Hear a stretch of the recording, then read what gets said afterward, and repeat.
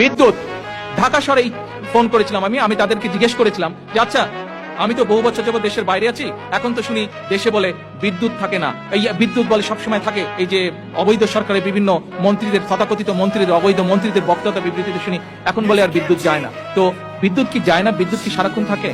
আমি ধানমন্ডিতে কথা বলেছি একজনের সাথে, আমি তেজগাঁয়ে কথা বলেছি, আমি মিরপুরে কথা বলেছি, আমি বাড্ডাতে কথা বলেছি, আমি উত্তরাতে কথা বলেছি, আমি বাসাবোতে আমি কথা বলেছি, যতগুলো জায়গায় কথা বলেছি প্রত্যেকটি জায়গা থেকে আমি শুনেছি প্রতিদিন লোডশেডিং হয়, প্রতিদিন 1.5-2 ঘন্টা করে কারেন্ট থাকে না।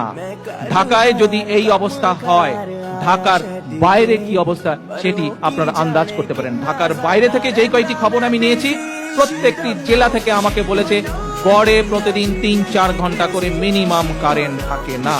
আসেন, এই প্রতারক সরকার, এই সরকার, এই অবৈধ সরকার শুধু অবৈধই নয়, এই অবৈধ সরকার শুধু আন্তর্জাতিকভাবে স্বীকৃত স্বৈরাচার সরকারই নয়, এই আন্তর্জাতিকভাবে স্বীকৃত সরকার শুধু আন্তর্জাতিকভাবে স্বীকৃত স্বৈরাচারই নয়, এরা আন্তর্জাতিক স্বীকৃত দুর্নীতিবাজ সরকারও।